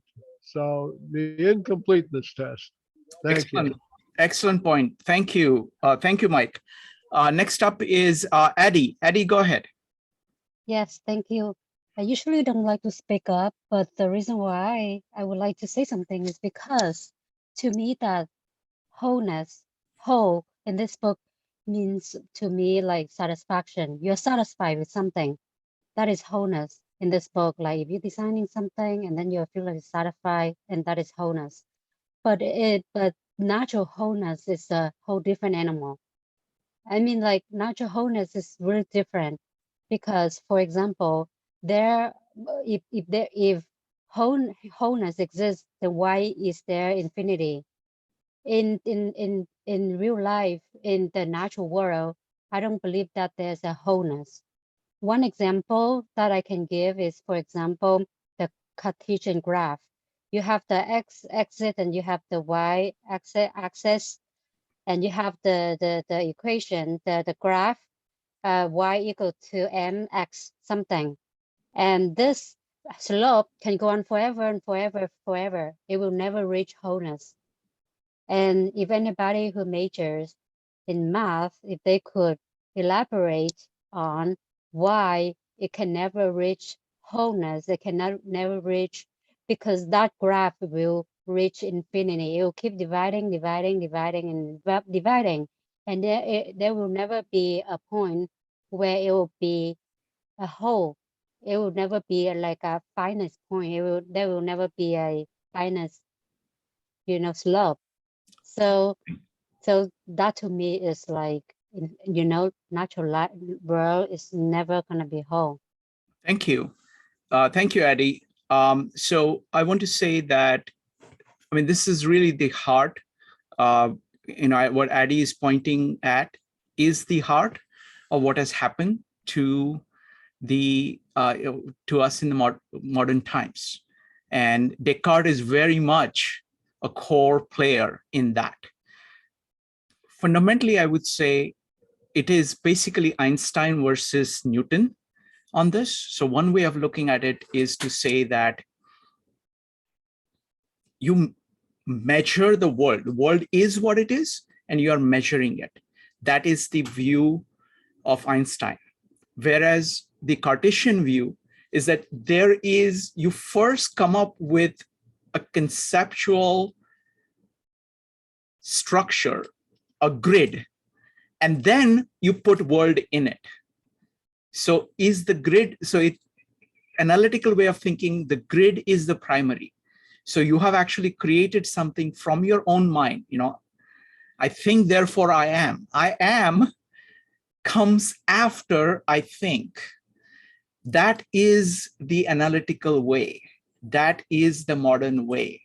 And when you do that, there is no whole. And that's what we are seeing. The consequence is that you do not have a whole, because you have already said that I think, therefore I am. You've already put the grid in place from your own head. And then you're trying to somehow say, okay, what is there?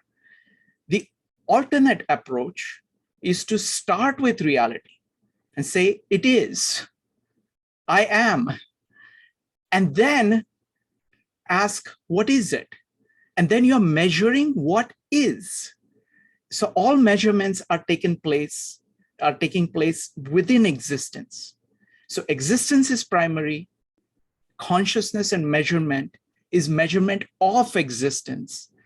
And that's where the limits come from. And that's where the concept of whole comes from.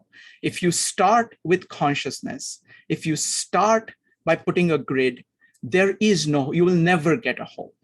But that is a philosophical choice, philosophical principle of modern times, which leads to that. So excellent point for bringing that up. Next up is Maritza, followed by Robert. Just a quick follow-up. I almost hesitate to go after that, Srikant. You explained it so nicely.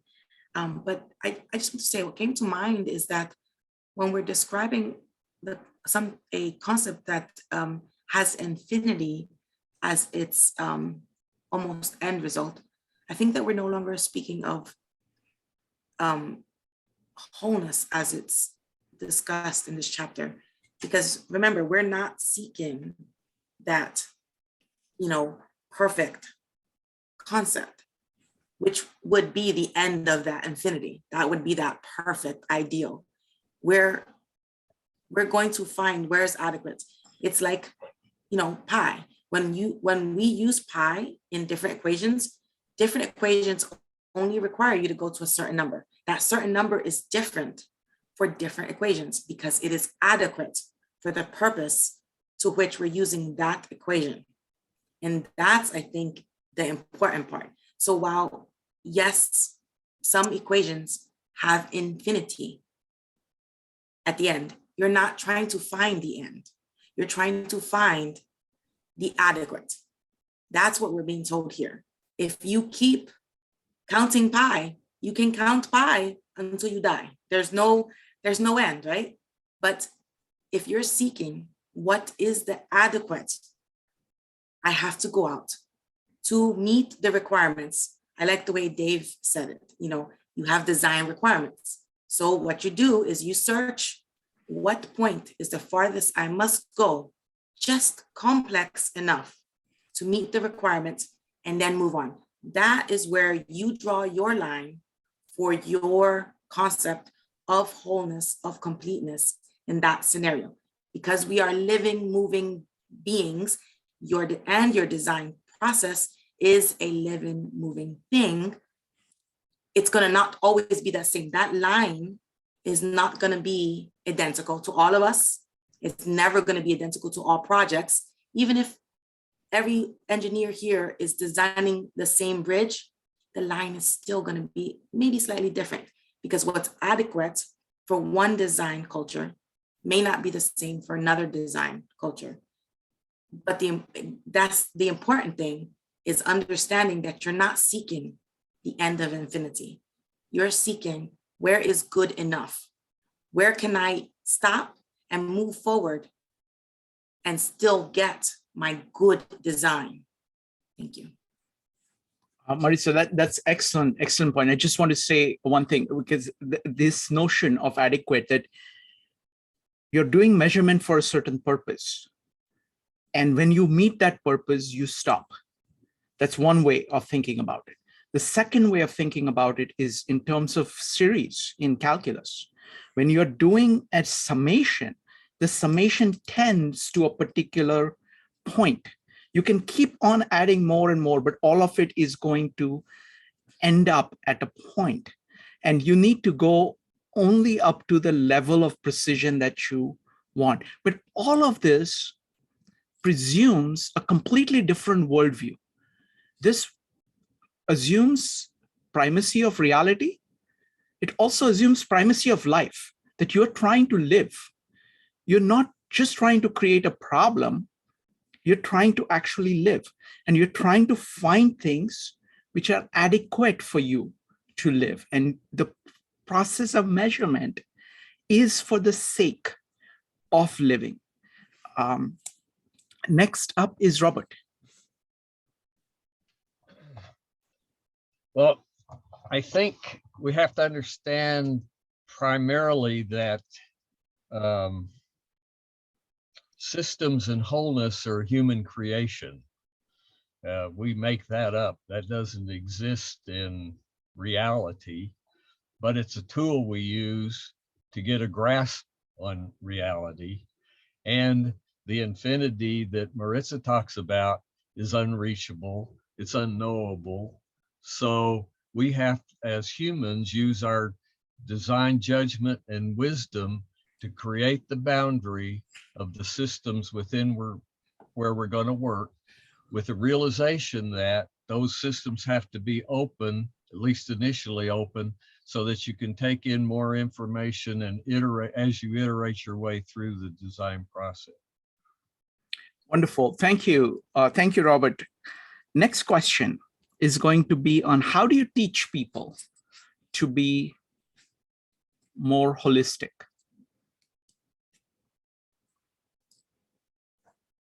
If you'd like to answer, go ahead and type exclamation mark.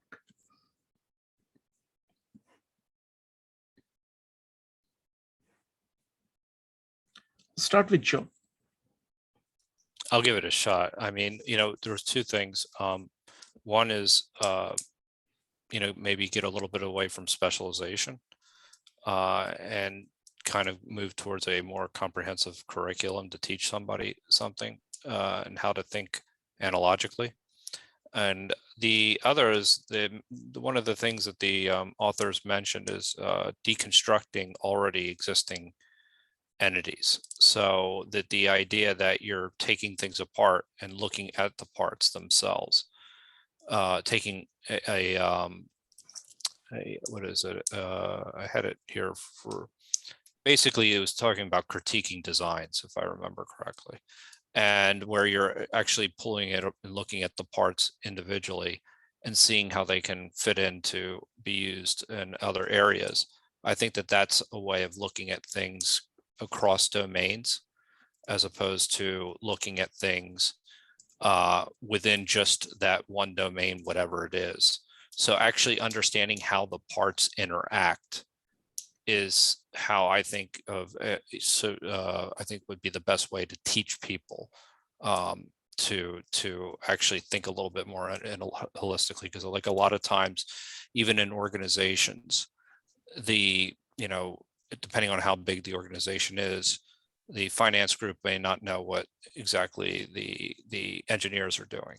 And there's this distinction where you start to be siloed and you don't understand the whole of all these, of really how do you derive value? How do you even know what you're purchasing makes sense, because one doesn't care about the money, but the other one only cares about the engineering. The engineering doesn't care about, so it's kind of, I think it has to be more of a you have to have a range of experiences, and then I think you also have to understand how the parts work together and what else is possible with the parts. Wonderful. Thank you. Thank you, Joe. Next up is Charlie, followed by Maritza. Charlie. This is something I have thought about a little bit, and I think that a very fruitful avenue would be to consider using psilocybin or other mind altering substances. The reason I say this is I'm into the artificial intelligence community quite a bit. And one of the things that a lot of people may not be aware of, but some of the most hardcore users of psychedelics are the people in the artificial intelligence community. And they have already moved away from the standard statistical concepts of looking at a fixed distribution and trying to do knowledge discovery and things like that, data mining, that they come up with very creative ideas, designs for trying to go through huge amounts of data to find patterns of regularity and so on. And so it's legal now, and it's been legalized in Oregon as part of therapy. And so it's a matter of being able to open up your mind to a large understanding of reality, which does not include the idea of measurement only. Einstein, in his theory, is a principle theory. He came up with the principle basically in Einstein's theory is that the speed of light is independent of the observer. And then he derived his entire theory based upon that one assumption. He wanted to have it called the theory of invariance. He didn't like that term relativity theory. And it's very, it's all mathematical. It's very Cartesian in that sense. He created a mathematical model that describes a lot of astronomical phenomena that hither up till that time had not been understood. So, but if you're really getting and want to be in contact with reality in a holistic sense, get high. Thank you. Next up is going to be Maritza, followed by Dave. Maritza. What comes to mind for me, Shrikant, is there are some companies that groom really young college graduates by giving them a 6-month tour in one department and then a 6-month tour in another department. And sometimes it's even in different countries.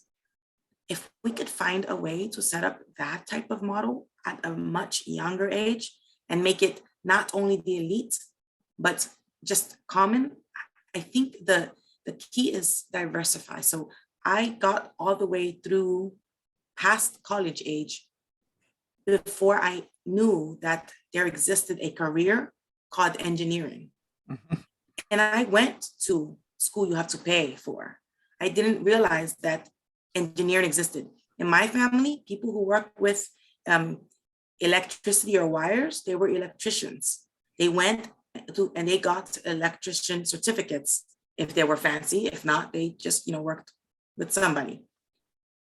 And I just didn't even realize that that was an option. And if one is not aware that an option exists, does it exist for us? And that being said, is how can we possibly teach a concept like moving forward with intention and designing our lives, our worlds, our communities, if we're not finding a way to create a more comprehensive environment? Because if a child does not, or an individual does not understand the concept of comprehensivity, then there's no way they could possibly understand how to let it go enough to find that adequate point so that they can move forward to create a good design. Thanks. Wonderful. Thank you. Thank you, Marissa. Next up is Dave, followed by Ambika. The biggest problem in design is we've always done it this way. Need to have a tabula rasa, need the blank slate. If gonna have some kids go out and design a car, I'd have them study motorcycles for a while, go out and drive a 3-wheeled car, drive an electric car, drive a truck. Look at Buckminster Fuller's Dymaxion car. We talked about him a lot, but back in the 30s, he designed a car with the drive wheels in the front and the steering wheels in the back, and completely different. It was so wild. Of course, it never caught on, but you've got to start off with a blank slate to come up with a good design. You can't always start from an iteration what was done the last time. Thank you. Thank you, Dave. Next up is Ambika. So holism and interconnectedness for me are the norm. It's just how I see the world. I always have. And so if I may share an example from one of my classes, is that okay? Sure. So I taught a class on multicultural literature of America, so-called Voices of, And one of the assignments I did was I give them a list of different countries and cultures and language groups. And I said, I want you to pick one place about which you know nothing at all and which is not connected to you in your lineage. And they had to do that. And one gal who's a Native American, she said, "You having me work on Tibet?" I said, "Yeah." She said, "I don't want to." I said, "I'm not letting you change." And at the end, she said, "Thank you so much, because I found so much that was in common with that culture." And so I think it's the norm. I said, you walk out in nature, you're not going to see one kind of tree. You're going to see a variety of trees and grasses and ferns and plants. This biodiversity, that's the norm. And so we need to just accept that as real, and things like that. I mean, we can't avoid this. And it makes me wonder, and the specialization thing never really worked for me. It's, we used to joke in India, you're going to get your ears checked, there's going to be a doctor for the left ear and a doctor for the right ear, but no, this problem in your ear could also be affected by a hip that's out of place. Our bodies are so interconnected that you can't escape it. And so I take you back to the body. Everything is interconnected: time, past, present, future, any organ, any system. So we are holistic and we are whole that way. And therefore we are also interconnected. A thought form from you may also affect me. So thank you. Thank you. Thank you, Ambika. I want to do a twist on this same question, because it is very easy to talk about other people. So what about you? How can you be more holistic? What is your strategy for being more holistic? I will start, and I invite you to talk about it. I have found a very simple way of doing that, and is to be open to other people. Because, at very deep level, we are all the same. At the same time, each of us we have very different experiences, we have very different perspectives. And what this does, actually trying to listen to other person and saying, what are they saying? Who are they? Where are they coming from? That is the cheapest, easiest, most delightful way, actually, of learning about what you don't have. Because the confirmation bias is very strong in us. You know, we will actually just look for and see what we have and what we think. And the thing which is different will not even register with us. So that is a very huge point. So what are your strategies? What do you do to be more holistic? And this is, again, a very direct advertisement for the Wednesday session about comprehensivism. So that's okay. Let's see. Okay, who would like to go next? Charlie, what's your strategy? Well, I stopped taking LSD and such 25 years ago, and I haven't taken any since. But what I have been doing is I've been going through Buddhist practice and meditating. But more recently, especially after reading Ian McGilchrist, I've decided that doing things like attending a poetry slam, learning to play a musical instrument, writing my own poetry, which is that's still off in the future because I don't feel confident that I can do it yet. But also something that Mike brought up of what's it called? Speaking extemporaneously, improvisation. Yeah, and those sorts of things. You know, that being holistic is first of all, most importantly, is being open. You know, of not rejecting, or as you were putting it, self confirmation bias. That so basically that's kind of what I've been doing. Is trying to be more flexible. And one of the things about life that Ambika was talking about is the concept of anti-fragility, that the idea is to be flexible, but don't break, okay? And so that's kind of what I've been working towards. Wonderful, thank you. Next up is going to be Dave, Mike, and Ambika. Dave. Yeah, talking about getting things from unusual places. I grew up during the Cold War, the United States and the Soviet Union, and doing something from Russia, verboten. Although it's funny, the Tchaikovsky Nutcracker Suite is very, very Russian, but it's so traditional. We think it's American story.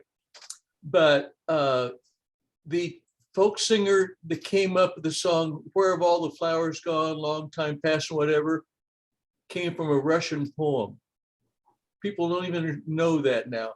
But when the wall came down and the Soviet Union broke and it came open, we came up with a treasure trove of beautiful Russian music. So yeah, we can't be afraid to go to these unusual places. Thank you for a great evening tonight. Thank you, Dave. And it's absolutely, I mean, this kind of interfacing with other people applies to different culture. It also applies to different times. You know, different ages are very different, and people have a tendency of just trying to take whatever we have on our current time to look at another time, trying to again kind of commune with them to see, okay, what is it? How do they operate? I think that's huge. Next up is going to be Mike, followed by Ambika. Mike. Yeah, I'm trying to two things. One, I'm trying to waste less time. I found like I almost want to take my TV and throw it out the window because I'm watching it less and less. Mike, I did that when I moved to New York. It is wonderful. Yeah. I don't have any social media anymore. I don't think social media is a bad thing. It was a bad thing for me. But TV, I felt I've wasted a lot of time. But more importantly, it's something I learned from you actually is I was very uncomfortable for a while being in a room with people talking about a subject that I knew very little about. I either felt the imposter syndrome or I felt just discomfort from people using words or names of people in the past. For example, Louis Sullivan, the meetup that you had here. But I'm getting more and more comfortable. And I think this goes to the question of how can you become more either comprehensivist or inclusive, just getting comfortable being in a situation where you are not the expert in the room and that you should look forward to being someone who doesn't have nearly all the answers. Not easy to do, but I'm working at it. Wonderful. Thank you. Thank you, Mike. Next up is Ambika. Ambika, what strategies do you use to be more holistic? It's fun to learn things you don't know nothing about. It's fun to do new things that, you know, hey, how about belly dancing? Anybody wants to take belly dance classes? Mike's ready for it. Yeah, I mean, do something that's fun that you wouldn't normally do, you know. And so, yeah, I did belly dancing for a year or two, and then it stopped, just one of those things. But it is so much fun to move and dance. And I don't know what's next, but I know something will come up. So. Thank you. Thank you, Ambika. Next up is Maritza. I did belly dancing for years. I second that. Okay. Or try hoop dancing. That's a lot of fun too. I might break something if I do either of those now, full disclosure. She can't, I think what I try to do now is step outside of my comfort zone. So maybe try something that I wouldn't naturally try. I think also something that I'm very conscious of is I enjoy traveling. And what I try very hard to do is to enter another country and be a visitor and not a tourist. And I make the distinction, I know those are words, but the distinction I make is that as a visitor, one is already in the mind of respect and inquisitive. And so I am always seeking to find a local with whom to chat and ask about, you know, the happenings of the area, of the town. And I, you know, instead of going and staying at an all-inclusive resort where you never interact with the locals, or instead of seeking ways to be apart from the culture, the natural culture. So that's kind of what I do, is I seek out other cultures on purpose, and then I try to move among them and maybe see things a little bit through their eyes. Thanks. Wonderful. All right, folks. So let me tell you about what's coming up. So Tuesdays are Dao De Jing. Wednesdays, this Wednesday, we're going to talk about, you know, bring your very best question about comprehensivity. And that's going to be something. The questions that have already been put together, which are there on the meetup page, are just incredible. But those are just the start. Those were put together by people from last meet. And hopefully we're going to start with them because those are good questions to start off with. But then we're going to take as many different questions as possible. So this is a way of reviewing our year of Comprehensivist Wednesdays, but doing it through questions. So that's on Wednesday. On Thursday, we're getting into the Gospel of John. And for me personally, it has been amazing because I was not familiar at all with it. We are looking at Aquinas' commentaries on it. So I've gotten hooked onto that. This Friday, we are taking off. It's Christmas Eve, so no meetup this Friday. And then we'll continue on the Monday. I don't know what the next chapter in this book we're going to do. I don't remember which one it is going to be next time. I'll find out and I'll post a little later today. But thank you very much, everybody. And we will see you soon. Bye. Thank you, Shrikant. Bye. Merry Christmas. Next up is the evil of design, Shrikant. I think What's that's that? what you have. Oh, what I have written down here is that you had said the next one was evil of design. Oh, evil of design is what we're doing. Okay. Unless you change your mind. No. I will not change my mind. I've set up Yeah, no, I've set up this I'll lead. program right in the I mean, beginning. I'll follow where you lead. You want to Yeah. do something different? I'm good. Okay, no, we will have to face the evil of design once and for all. Hey, good news. I actually will be. So my sadness is good for you. I will be here now on the 27th. Because I will not be on a plane headed to Europe, Amsterdam. yeah, Europe Oh, going crazy. sorry, Yeah, Marissa. sorry to Yeah. hear that. Sorry to No hear. Europe for me. Oh. Sad. It's okay. My cancellation prize is I pivoted and booked tickets for Belize. For what? I said I pivoted and booked tickets for Belize instead, but I don't leave till the 28th now. Okay. Beautiful. Evanik, I had a question for you. Yeah, what's up? On the Gospel of John. Uh-huh. It's going really well, I think. At least I'm learning a lot. There are two parts. One is that with addition of Aquinas, we are able to drill down into the text, like 10x, 10 times better than what we could do before. But I want to add one more aspect. And this is supposed to be John. John is supposed to be the eagle, okay? He's supposed to range over the entire range. That's the whole thing. So what I want to do is I want to do one meetup where we go through the whole gospel in one sitting. Yeah. I know the whole gospel, like all the chapters? Everything. Yeah. It takes 2 hours to read it total. So I was thinking of a meetup of about 3 hours where we have a very focused way of commenting on it. So we invite everybody to read the whole gospel. It takes only 2 hours. I've listened to it twice yesterday. Okay, it's very easy to listen to. And it actually gives you patterns that you would not get otherwise. So I want to do it, like I will probably do it one of the weekends somewhere, because it otherwise 3 hours, 3 hours is minimum is what we'll need for that. But getting it all in one sitting, I want to see what that is like. I'm going to do this with a friend just to test it out first, just 2 of us. And then I'm going to go ahead and do a meetup on that. So basically what we'll do is we would read one chapter, and then everybody gets to talk maybe maximum 1 minute on it. And then we go to the next chapter like that, something like that. So I think we will get something from that.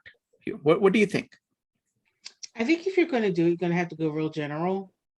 I mean, it's not going to drill down. Yeah, exactly. No, the aim is to look at the whole. So that is deliberately, that's what we are going to do. Are you still going to do the weekly ones or? Oh yeah. This will be just one-off experiment to see if we can. I think it'll be a good idea. I mean, at first I was a little doubtful, I won't lie, but after you explained it, I think the thing is that it will be a way for people who haven't read the Gospel of John to read it. And that way, when they come to the weekly meetups, it'll be like an overview. And then they'll have an overview and they'll have like a broad understanding. So right. I can get that. It will serve as a good intro for most people. So it'll be added. All right, wonderful. I'll figure out when to do it and go from there. Okay. All right. Let me know if you need anything. Absolutely. Thank you. Thank you very much. Bye, everybody. Bye. Merry Christmas. Merry Christmas.